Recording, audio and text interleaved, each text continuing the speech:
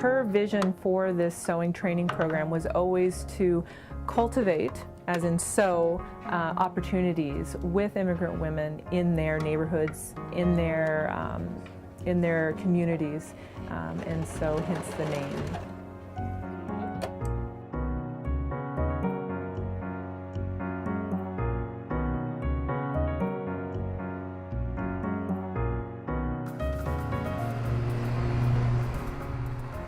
Behind this Vanier boutique is a workshop. On most days, it's filled with women who work and take classes with the organization Eco-Equitable. On the surface, the group seems a random collection, but all the women here share at least one thing in common. They left behind homes, family, and lives to come to Canada. Je m'appelle Marie-Louise, Madame Mallet. Je suis née d'une grande famille de 11 enfants, dont je suis la 8e. Je suis congolaise, africaine. She came to Canada as a refugee in 2011. She says political tensions made the Congo a dangerous place to be. On connaît comment ça se passe au Congo. Il y a le viol, même les enfants de 2 ans, un viol terrible, il n'y a pas de pardon. Et comme je connais ça, j'ai dit non, je ne peux pas rentrer avec mes filles comme ça au Congo, ça ne va pas aller. When Marie-Louise Maluta first came to Canada, she felt lost. C'est le moment le plus pénible de ma vie. C'est le moment où je manquais le sourire. C'est le moment où j'ai lutté contre le rire et le pleurs devant mes enfants. Parce que je ne pouvais pas pleurer devant mes enfants, vous voyez. Si j'essaie de pleurer devant mes enfants, ça allait être catastrophe. But then a social worker told Maluta about a special kind of jobs training, a place where she could not only learn to sew, but meet other women who understood what it was like to be new to Canada. Pour moi, l'éco-équitable, c'est un symbole d'une oreille qui écoute le voix sans voix.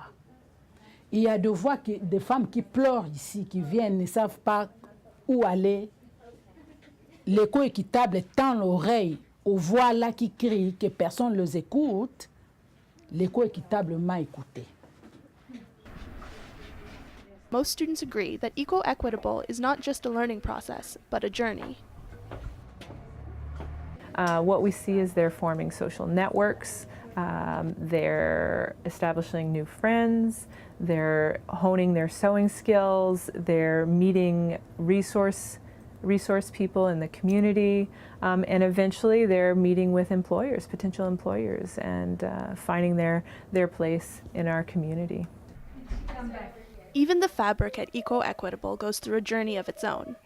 All of the material used at the workshop and sold in the boutique is recycled and donated. Eco-Equitable's program coordinator Lola Ahmed says the unique fabric recycling program has repurposed over $10,000 in scrap fabric. So donations come in and get dropped off in the box right next to the door in this corner.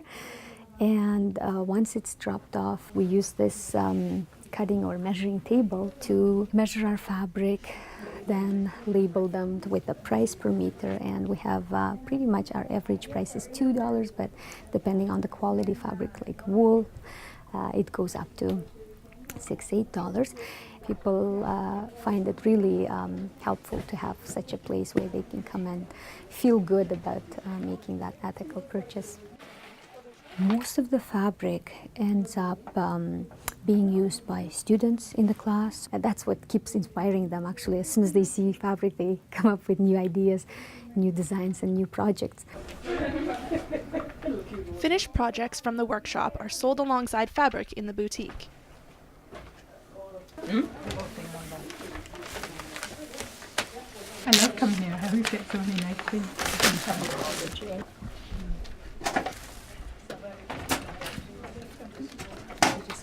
Oh, thank you.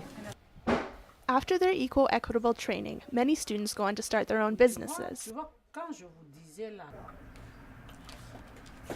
Mon entreprise, c'est Moda Maluta. Le mode africain qui fait par moi-même. Je suis Maluta, c'est pour ça que je le nomme Moda Maluta. Le slogan, c'est « La vie est courte pour s'habiller triste ». Donc il faut s'habiller tant qu'on est encore en vie parce que la vie est courte, il faut te faire belle. For now, Maluda works at Eco Equitable, teaching African couture once a week. She also runs a tailoring and catering business from home. Ultimately, she hopes to do for others what Eco Equitable did for her. Je me vois avec une grande école de couture ici au Canada. Il faut aider les autres. La force, ce n'est pas une personne. La force, c'est beaucoup de personnes. With every stitch, Maluda is sewing a future for herself and for others. For the 25th Hour, I'm Paige Mueller.